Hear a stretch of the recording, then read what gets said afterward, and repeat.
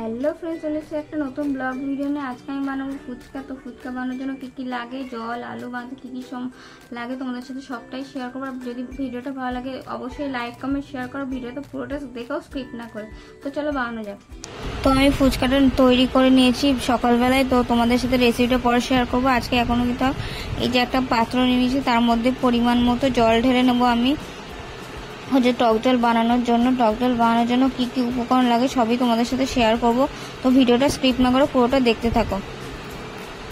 পরিমাণ মতো জল নেওয়া হয়ে গেছে। এবার নুন নেব, জলজিরা, তারপরে পাকা তেঁতুল নিয়ে নিয়েছি, তার ভাজা মশলা।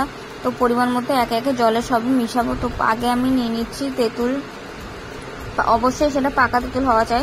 যে পাকা তেঁতুলটা আমি জলের মধ্যে গুলে নেব ভালো করে, এবং জলের সাথে তেঁতুলটাকে ভালো করে কষলে তার মধ্যে জলটা যাতে একটু টক মতো হয় সেটুকু করতে হবে। আর আমি হচ্ছে ভালো করে গোলানোর পর এই দানাগুলো ফেলে দিচ্ছি, তোমরা অবশ্যই ফেলে দেবে, তাতে স্বাদটা ভালো আসবে।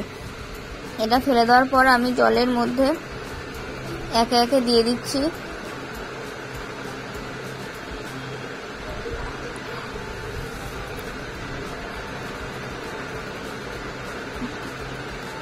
লবণ, দিয়ে দিচ্ছি একে একে আমি। এরপর দেবো আমি ভাজা মশলা। এই যে ভাজা মশলা দিয়ে দিলাম আমি। ভাজা মশলা দেওয়ার পর আমি একটা বাড়িতে এই যে আলু নিয়ে নিচ্ছি আলু মাখার জন্য। আলুগুলো তোমরা অবশ্যই ভালো হচ্ছে সেদ্ধ করে নেবে, এরকম করে সাইজ করে কেটে। তো আমি সেদ্ধ করে নেওয়ার পর আলুগুলোকে হাত দিয়ে মেখে নিচ্ছি।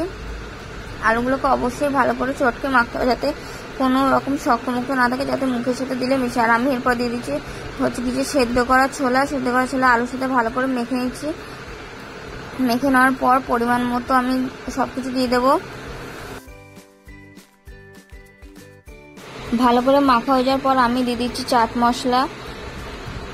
এটা আগে ভাজা মশলা দিয়ে চাট মশলা আগেই দেওয়া হয়ে গেছে। তারপরে দেবো আমি পরিমাণ মতো নুন, হচ্ছে চাট মশলা তোমরা যেমন খেতে ভালোবাসো তেমন দেবা।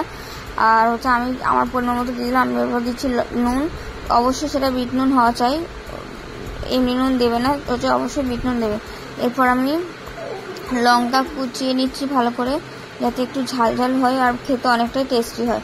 তো আমার হচ্ছে লঙ্কা কোচানো হয়ে যাও। আমি দুটো লঙ্কা দিই, তোমরা যেরকম পরিমাণ ঝাল খাবে সেরকম ঝাল নিও। আমি লঙ্কা দেওয়ার পর মেখে নিচ্ছি। তো মেখে নেওয়ার পর ভালো করে তোমরা আলুটাকে চটকে নেবে। এই যে আমার ফুচকা বানানো রেডি। তো আমি ফুচকাটা হাতে নিয়ে আলু নিচ্ছি। আলু নেওয়ার পর টক জলটা দেখেই খুব ভালো লাগে, মনে হচ্ছে খুবই টেস্টি। তো আমি তোমাদের সাথে খেয়ে বলছি। টক জল নিয়ে আমি ফুচকাটা খেয়ে নিলাম। তো দেখো আমার মুখের এক্সপ্রেশন দেখে তোমরা বুঝতে পারছো যে অনেক